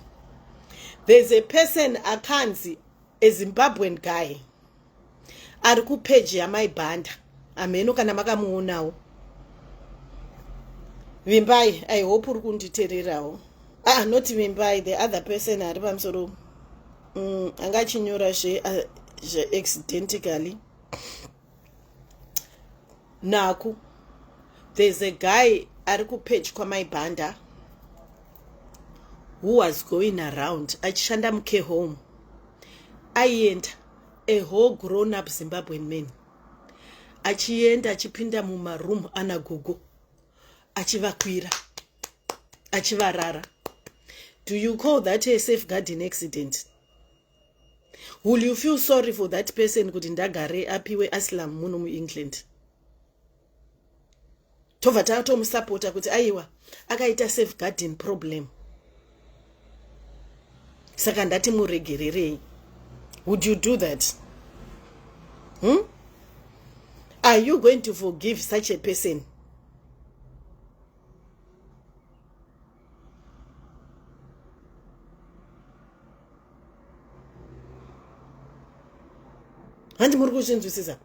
There are people that are committing crime. Inini, guys, if one thing for sure, inini zvinhu zvese zvandoita I do by the book. I try. I am human. I'm a human being. I try kuita zvinhu by the book. I've always said, let love lead. Even ndichigezesa nagogo ndakaneta. Ndinosvika papoint yekuti Mwari ndiregererei gogo havana mhosva. Munhu andipa mashifts awa ndiane problem. Ndaneta. I force myself to smile. Because gogo vari kuexpecta kuti care ari kuuya 30 minutes I'm going to have a beautiful chat. Nezuro the last day arandanga ndiri kubasa on Wednesday. Ndakanzi nevamwe gogo, thank you so much Penny. Hanzi vakatichi, Hanzi thank you so much. Hanzi you care, ameno kuti vakashandisa word rekuti chi. And umwe musi ndaivaipa shower. ndobva ndatora chishawa, ndakapinda mushawa kudai so, ndobva ndatora chithing cheshawa chiyachi, because kuti ivo vamire kumadziro kudai so vaisamboona mvura chaizvo chaizvo. So imagine it's your mother, indongovatora samai vangu. So ndobva ndavabvisira chishawa, ndobva ndanyasovagezesa kudai so, nchivagezesa zvakanaka vakanakira, vakati you are the only one who does that. Pandakavaita kechi2 vakabva vati Penny, you are the only one that gives me a shower like that. Nezuro the same gogo vakabva vakomenta vakati ha, pane zvavakandikumbira kuti ndivaitire. Ndobva ndavaitira ndichivagezesa kumashure kwavoko. Ndobva ndavagezesa zviri neat. Vakanditi yo, you are very kind to me. Vakashandisa word rekuti kind. Zvikanzi Penny, you are very kind to me. I'm not there for the money, but I'm doing it to give someone a good care. Yamanonita. Vakanditi, you are very kind to me, Penny. I know there are a lot of other COS varikuita session rukuita. There are others vakauya vachiti tikungoda mari. Zvotosiyana. Munhu akauya achiti ari kuda mari, unomuona nemashandiro ake. Nevamwe vakauyawo tichingoti regai timbonoita, tikabva tasvika tikatoti rinoshandika basa waniri. There's nothing wrong. Tikatonyura. Guys, isusu takatonyura mk. Zvoti patinosvika chete vanotobva vatozviona kuti ndo anonzi makeyara akanyurawo. Kuna vanonyura mabasa avo. Sitakatonyura mk macho imomo kana chichishanda. Kubasa kwangu vakutozviziva kuti chero pakaita shortage izvezvi vakandifonera ndiri panapa. Ndakaneta izvezvi vakati hatina munhu unokwanisa here kuuya. Ndovaudza kuti mirai ndipfeke uniform ndouya. Because ndiri kuunderstanda kuti pane munhu asiri kukwanisa kufamba ari kuda help. Inini ndogara paFacebook nchitaura nemi umwe munhu ari kuda help. Hazviiti. Saka isi vamwe takatouya takatozvipira kuti we will give it 100%. If not 150%, we are giving it 150%. Tinonamatira kuti Mwari pandinoenda kubasa, itai kuti pasaite ma-accidents, pasaite ma-errors. Itai kuti ndino vanhu 100, kana ndine 14 vanhu vandiri kunoona pazuva iroro. Semangwana ndine 18 vanhu vandiri kunoona. 18 vanhu vakasiyana. Ndoda kusiya vese vachisekerera nchivaudza nyambo dzekuAfrica. 30 minutes padzinopera vese vanenge vachingosekerera. Because we takatozviudza kuti tatouya. Ndiro basa redu. If we don't put a smile pavanhu vari kutiita kuti vatibhadhare mari dzedu, saka tiri kuitei? Ndiite depression muno muEngland. Ndoti ndiri kuwana mari, mobva moti England ine depression. Ine depression because hamusi kukwanisa kufarira basa renyu. Ukarifarira basa, inini my tactics guys, kubasa. Ndikasvika kubasa, varungu vakawanda vese, they've either been in my marriages for 50 years, 60 years, 70 years. Ndichingosvika tikagara ndobva ndati, oh, by the way, tell me where did you meet your husband? How old were you when you get married? Vanodadanura nagogo shame. Vanohwa kufara vachitaura about their youth. Ukaona usina nyaya nagogo, chero gogo vakatsamwa vane mamood.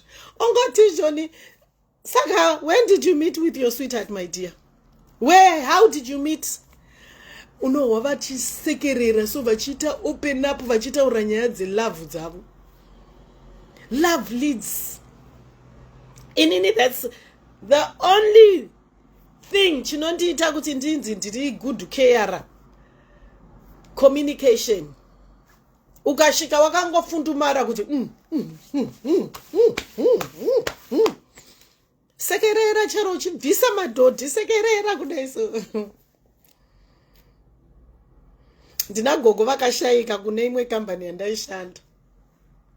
Endi gogo ivavo ndakatovaudza kuti gogo ndakuda kuenda, ndikurwadziwa inini. Vakati no, I'm not happy. Uchandisiya ndikati andimbokusiyei, I'll make sure. Gogo ivavo taivabvisa tsvina every call yataenda. And now one day ndaisvika tichisekerera vainditi sparkle. You're always sparkling. Hauna musi waunopinda muno murumu ndakakundimara. Ndine maflowers, vana vavo vachindipa maflowers. Thank you. Mai vacho vaitovati pamacarers anoenda mumba mavo vaiti ipaipeni. Taienda tiri madouble kudai, double call. Asi nini maflowers avo ese avaipiwa from M&S. Vaibva vati give penny. Not kuti zvoshamisira, but it's the love, the way you give people. When you start understanding kuti my purpose is not just about the money, but it's about making a difference in someone that needs the help, and they will appreciate.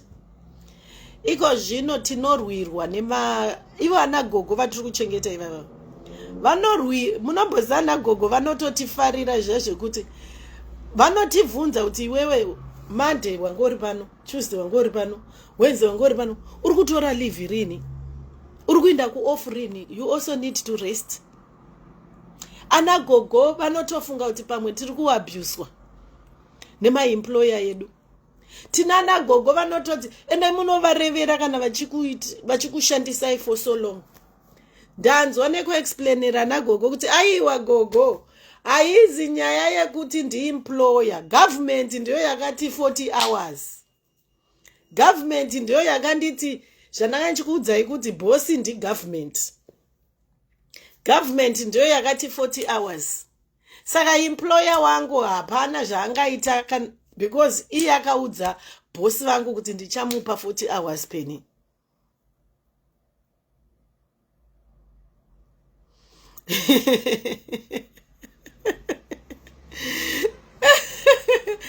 Andina noku, you sound.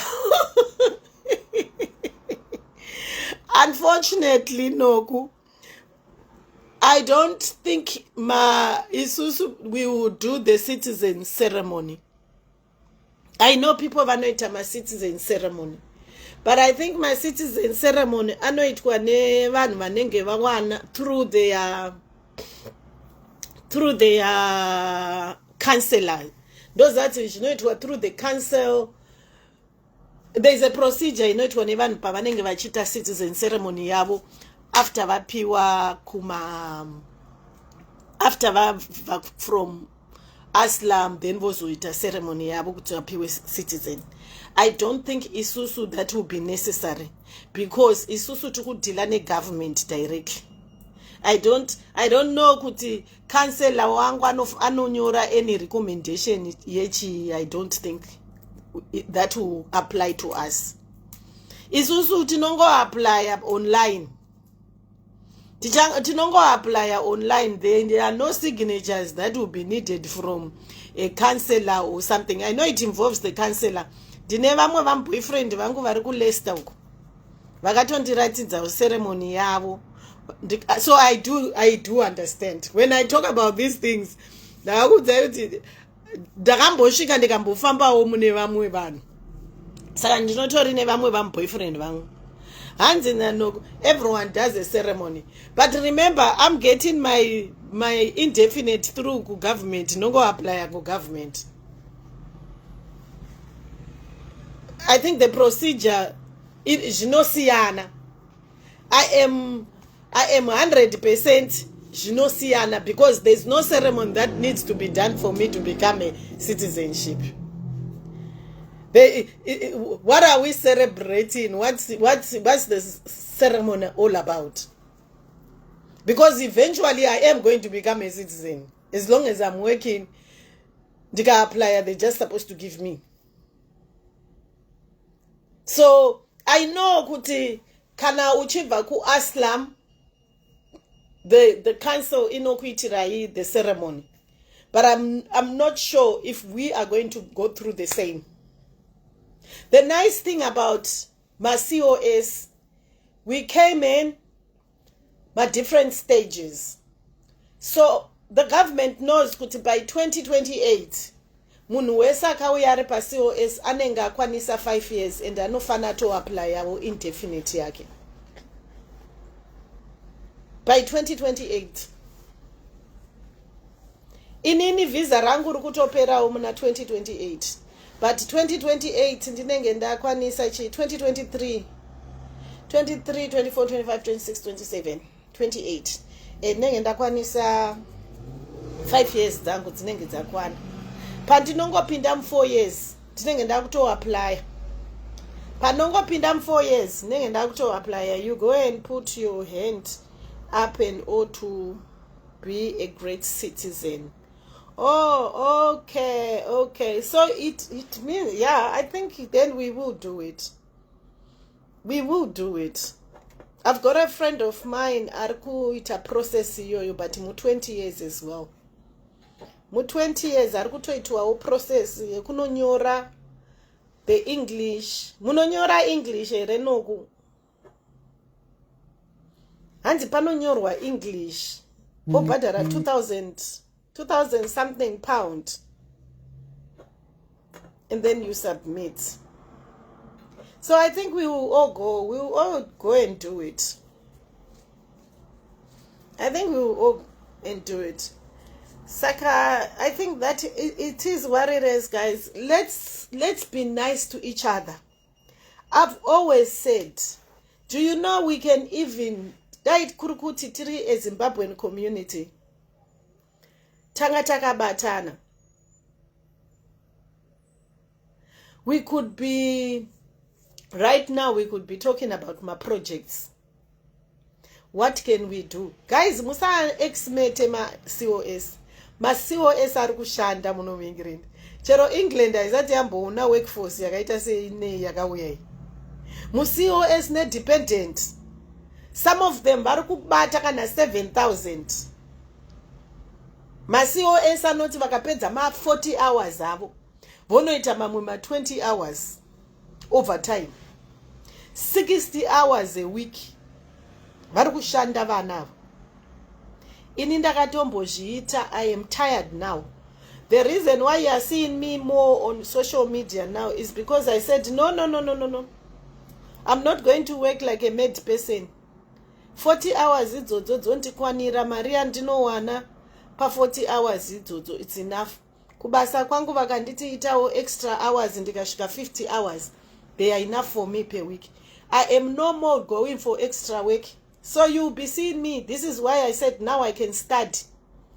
It's better I start studying pane kuswera ndichimhanyisana nema hours. I'm telling you, do you know? Ndakamboita imwe boyfriend mudependent. Zvandoda kutaurira izvozvi. Ndakamboita boyfriend sendi. Ndakamboita boyfriend mudependent. Mukadzi wakanoshanda ari kuwora about 2.5 to 3,000 hanzi. Iye anoshanda care home. Uri kundinzwisisa?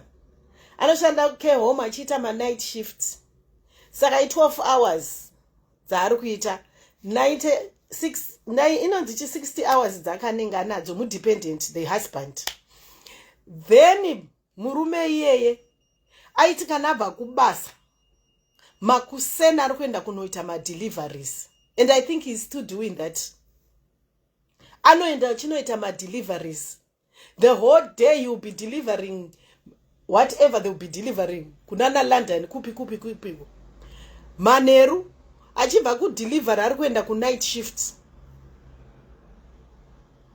Vanhu vari kushanda muno mu England. Hey, inini ndinoda kukuudzai. Zvakutoti kudi inini chaiyo ndaitomboora ma 3,000. Takashika tine hebhiya yekuti toda kushanda muno mu England. Hey. One day ndakamuka ndichiwa scalp yangu iyi yaita se yasumuka kudai so. Brain ndaidzinzwa asi pakati ndainzwa mhepo mukati memusoro. Ati neshamwari yangu, those are the symptoms of dying pain. Ndainzwa mhepo kudai so. ndaifamba ndakarara. Muri kundinzwisisa? Ndikutokuudzai chokwadi, mai nyama. Inini ndiri example yemunhu akapota maizondinzwa kuti pena collapse dona. Ndaishanda noti zvekutamba zviya zvekushanda zviya zvekuti imi nhasi izvezvi ndiri off, so dai ndiri kune rimwe cha rangu raindibhadhara 2000. Kana ndikaita half day kubasa kwangu, half day racho ndiri kupedza kucha. Kana ndiri off ndinenge ndiri kucha. Izvezvi dai ndiri 2 days dzandanga ndiri off kudai, so dai nhasi ndiri kucha ndozoshanda ndinenge ndakuti Friday, Saturday, Sunday, Monday kubasa kwangu vari kuti pena ari kuzorora. Pane pamwe pandakarova 11 days in a row. 11 days usina kuzorora. Ndakatanga pandakaita 11 days, pandakazozorora 1 day. The body is too tired. Vandaenda. I started realizing that even my quality of work that I'm giving in was becoming low. You are constantly tired. You are constantly getting triggered. You become angry. Nevanhu vauri kufana kuseva. Body yangu chaiko. Ndaidrive ndakavata. There's a week yandakazviudza kuti Mwari handichade. I kept praying kuti Mwari ndisadone. Ndakuungwa kutohwa kuti anytime I'm going to fall down. Pane pandakatomboda kufonera vanhu kubasa kuti ndokumbira kungonovata kumba for 2 hours.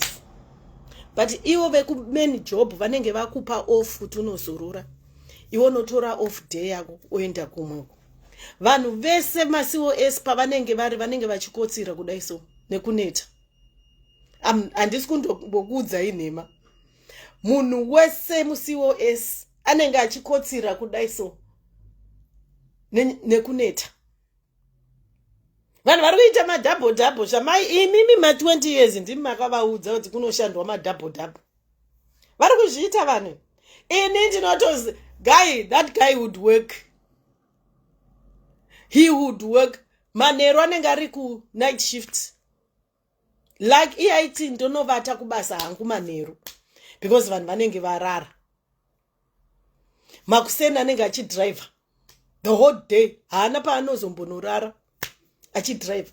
Ndine shamwari yangu yakambonditi peni. Ndave ne 2 weeks nsina mbona murume wangu. Ma-COS. But even they've been working so hard. Vakatotenga imba. Ma-COS ari kutotenga dzimba. Aiti 2 weeks tisiri kuonana nemurume.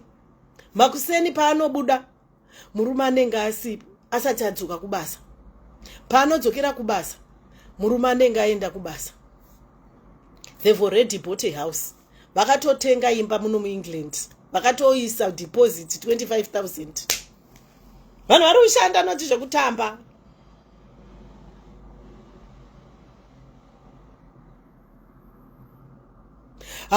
Sendivaita. I remember she would say Penny. Hanzi chero ndotorwadziwa nema beautiful comforters that I have decorated my bedroom. Mbedha wedu hautombobhedheke. During the day, iya pano mukosi akaubhedha. Murume anosvika 1 hour later. Opinda urara. Paari kumuka murume achiti ndakwenda kubasa. Madam vanenge vachibva kubasa na 10 mausiku. Murume anenge aenda kubasa na 7. Akanyasoti I have been 2 weeks and handisandamboona kana face yemurume wangu. Tikutaura pafone chete. Tikutaura pafone. So if you also don't tell yourselves kuti sweetheart we need to rest, you won't rest. Mukangofunga kuti tikuita zvekuchase the money. England vanhu vari kushanda ndiri kutevera. England muCOS uyu. muCOS ari kushanda guys. Vamwe vari kukloga 100 hours per week. Especially varume vanoshanda mumacare home. Ukawa a lot of people vanoopta kuti vanoda kuita night, because night as much as night shift inorwadza but vanokwanisa kurara. Akangorara 4 hours 5 hours. Someone was telling me kuti kuma warehouse uko vanhu vari kushanda vanoita kana 1 week yese achingori pamako 1 week yese anenge achingoti I want to work, I want to work. It's not just about Zimbabweans, it's about everyone. One thing we need to realize is pamasiwo ese akawanda akauya takauya tave kuma 35 40 45 50 time yapera. A lot of people havana chavakabata back home, saka ari kufunga kuti I need to work now while I can, but it's also affecting body wise. Aiwa inini ndakanamata ndikapromisa Mwari kuti Mwari handichazviiti, but ndave neJune yese handinamboshanda, mari yakatondiafecta. This month ndakatowana kamari kashoma, ndikutorwadziwa kuti I feel ndikuto affectwa kuti I want to go and do more. Ndoda kutombodzokera kunoita ndikambozviita zvima hours, but handichadi. I promised myself I'm not gonna do that. I made an oath naMwari kuti Mwari handichazviiti, let me be content neyoyo mari yandiri kuwana inondikwanira. Ndikakwanisa kungotora ndikakwanisa kuvhisa 1000 ndichiisa savings, the rest yasara ndoitawo zvandiri kuda kutumira namama, ndoitawo zvangu zvandiri kuda kuno. It's enough. Handichadi zvokuita. Guys, inini ndiri experience yacho. Unofamba unenge usiri kuziva, so paunongogara pasi kudai so unenge wakuvata. Kana uchifamba uchishanda, your body can do it, but the minute you sit down one day unofa ukasiya. That's what I also realized, kuti no, it's not healthy. Mari yacho unoisiya, and Jeshuwa unoisiya mari yacho unotoisiya. So what inini now I've said, kana ndisina manhingirikini, kana ndiri off, handogara kumba ndovata. Izvezvi ndoda kutonovata, ndomuka bhodhi yangu yonyasozorora chaiko kutozorora. Ndakato nefatigue, ndakatotanga kuzviisa pama blood thin tablets, because ndinenge nchitotya kuti unenge wakaneta unoita stroke. Ndakatoti beta nditange kumwa mathinning kuti blood rangu rikwanise kuti kufamba risakulote. Ndinotomwa mathinning tablets nenyaya yebasa. Ndaiti kana ndikamira kudai so tsinga yepapa yegumbo iri rinenge richidhonza kudai so, sanamboshanda sedhibha kuEngland. The money is nice, we're not going to lie, the money is nice, but basa rinorwadza. Saka kuti draw attention, kuti uti now ndaneta, sometimes it becomes very difficult for people. 99% of my COS vari marriages. If my marriages are going to break, inyaya yekuti murume anenge achiti kumba kwamai vangu, mukadzi achitiwo kumba kwamai vangu. Mese you have my responsibilities back home. Kana mukasawirirana and come together kuti taona iyoyo 3000 kana 4000 5000 muchishanda normal hours, munokwanisa kuibata 5000 muri 2. Mowirirana kuti iyoyi tikapana mama this, topawana mama uku this, tichirestawo tichiona playtime. A friend of mine came to me and said, Penny, me and my husband, we said we are not chasing the money. They create time every Sunday, vanoenda kuchurch. They are living a normal life. They are not busy kuti overtime. They are not doing that. And I'm glad she shared that with me. And that was a wake up call kuti sometime futhi ukashanda mari yacho, you are busy sending back home. You are busy pleasing everyone. Kuti takaenda kuUK uri kutumira vanhu. 99% of that money was kutoishandisa uriwe. Guys, I love you so much. Stay blessed. Stay blessed, stay blessed. No, what do you want to? Oh, couldn't add guess the person was unable to join because of technical. Inenge, I think first, the Facebook yacho. Inenge yakanti block akuti ndi join 7 because it keeps saying that kuti they could not join because of technical issues. So guys, I love you so much. Stay blessed, ne? It shall be well. Ma 20 years, ndati danani. Ndati build my businesses. Guys, ndakauya I'm a person angasingade kudya McDonald's kana kuti KFC. Because pananga ndiri ku South Africa, supper yangu, lunch hour yangu would be McDonald's kana kuti KFC. Saka ndakashika pakurohwa moyo so ne KFC. Especially KFC. But then after 1 year ndagara mu England, I was like, okay, let me just go and pass through pa KFC. The first KFC I saw, yanga ine my Asian people. Then I drove, I was going along una M6 go M1. Daona KFC irikuranwa ne my Asian. Da driver ndakaenda M5 kuenda ku Wales uko. Damira pa ma garage. There's a KFC irikuitwa ne my Asian. So now I have concluded that my franchise is a KFC arikuranwa ne my Asians. I don't know how much KFC kuti inodaya mari kuti muite my franchise, but anodhura because ku South Africa you have to pay about 2-3 million, if not 10 million or 15 million rands for you to be able to run a franchise. Ma Zimbabweans, ndatiitewo ma business iwawo. Ndatiite ma business iwawo mufungi. We can do it. As much as tiri kurovana, vanhu veku Kenya, I've seen vanhu veku Kenya vachivaka ma complex, ma flats ku Kenya uko. Isu tiri kutukanirana mapepa.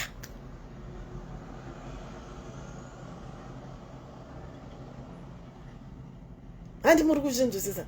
Isu tiri kuda kusekana tichida kuwishirana bad luck on paperwork. Pane kuti you people you realize kuti aiwa these people they are working. Koti katoita ma business ideas navo. People are buying land, guys. Vanhu vari kutenga land. Vanhu vari kuita zvinhu zvinoshamisira as diasporian group. Go to Kenya, follow my Kenya page. Yema diaspora, Kenyans in diaspora. Rega inditaure na mai vangu.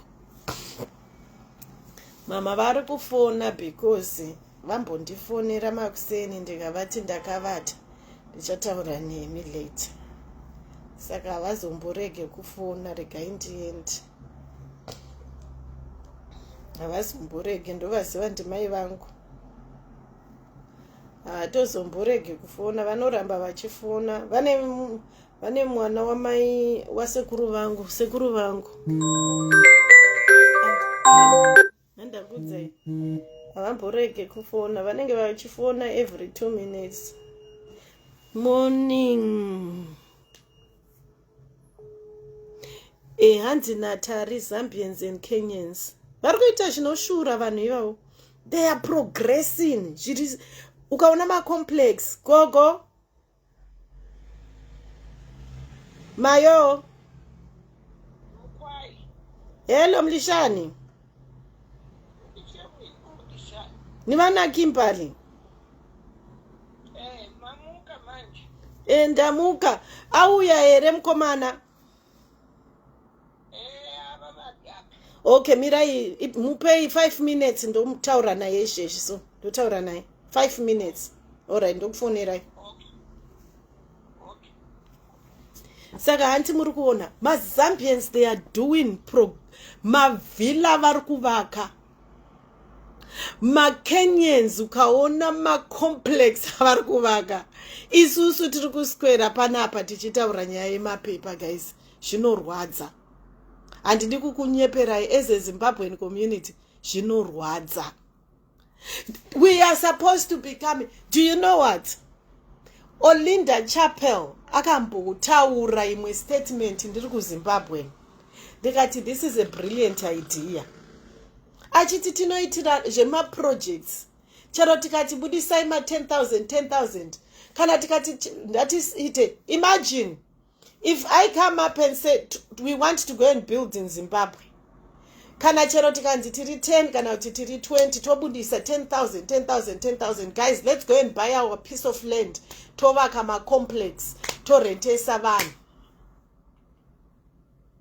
Unove tiri kugadzira generational wealth.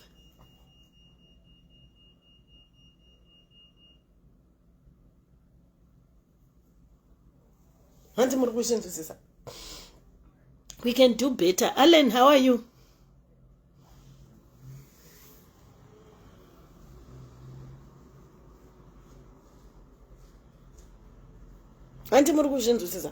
Let's formalize coming up with my groups, even my 20 years and my relatives. I want to bring in, guys. I don't even want to lie. Ndiri kunamata kuti Mwari itaipaite 3 or 4 5 hama dzangu dzinouya muno muEngland. Tikuda kutovaka chikoro, a school with my relatives. Imi munowisa ma relatives enyu motanga kutukana muno muEngland. Isu tiri kutoti guys, ngatiite tikaita tiri 5 tikabvisa ma 1,000 every month.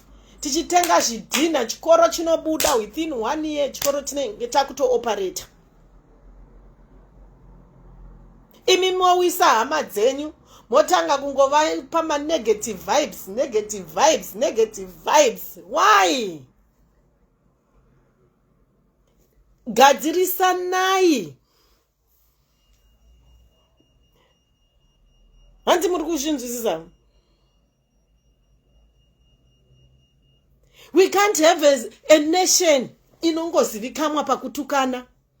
Ukaenda kwa sisi meli vanhu vanenge vachingoti inini munhu wandakawisa tichawirirane. Umwanoti vanhu vakandiwisa tichawirirane. Saka muchawirirana papi kana mari ichikanganisai kudai. You are fighting over money amsati mabata.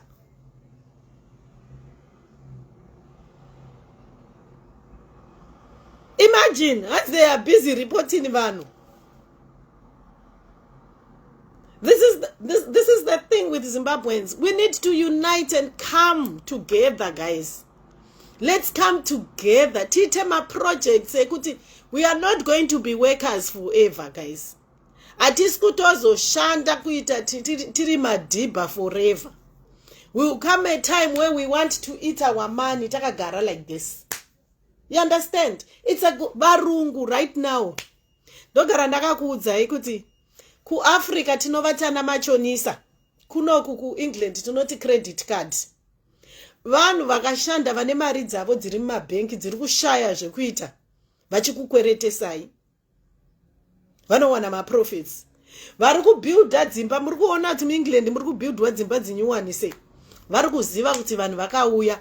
Vari kufungirai how to use your money. When imimi pachenyu, you can do it on your own. You can come up and say, all right, guys, imima 20 years munema business. Ndimi muri kutofana kuuya moti ma COS. All right, let me give you a very good example. Ma 20 years ari 10 or 20 makashanda kare mukauya and you say Murkuisa kana ma 50,000. You approach the government, you buy a piece of land, muno England. We're talking about here in England. Motenga land, moma kadzimba, moti ma COS uyai mutore ma bond kwatiri. You go a long way. But the only thing we do is, hey, amuskuzo renewal. Hey, do you know if I buy I buy property muno England? Hapana pa government inondidzinga. iko zvino vane mari ma-20 years mapakistani akauya munomu ndoari kuita mabusiness, ndoari kuvaka dzimba. Imi ma-20 years muchida kungorwa. Stop the fighting. Let's come together and work together. There's so much that we can do muno muEngland. Isusu semazimbabwe nekuwanda kwedu pane kuti mari yedu yemazimbabweans isecurate kumapakistani kana kuti kune mamwe ma-races. Let the money that we are working so hard circulate amongst us as Zimbabweans. Ma 20 years, munema businesses that you have been running. You can come up muri 3-4 motora maloni moti we are building houses for ma COS munomu. Mo vaka chi complex. Chero mukachiti msiyamwa complex muno mu UK. Takutoenda takutonogara pakanzi msiyamwa.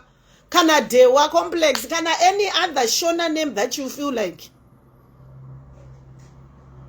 You have my businesses that are running. You are entitled to my loans, muno mu England, guys. Why aren't you using your blankata? But kuya ne energy, negative, bad energy to discourage people. We can't be doing that, guys. It's not it. Let's encourage each other to take my businesses. Let's come together. My 20 years, those who are successful, we are not competing with you. Inini, personally, me as Penelope, to those people that came 20 years ago and they've sorted their life, I salute you guys. Makashanda against all odds. Mukagadzirisa mapapers shakanaka-naka. And at the end of the day, we salute you, we respect you. Trukutoda help yenyu.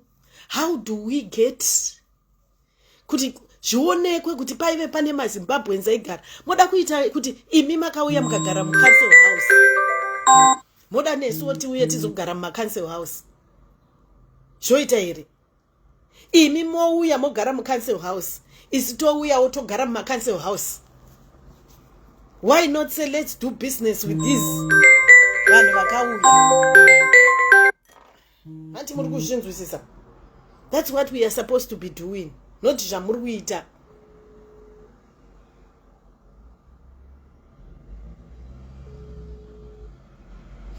Guys, I have to go. I love you so much and stay blessed. Mazhinzwa.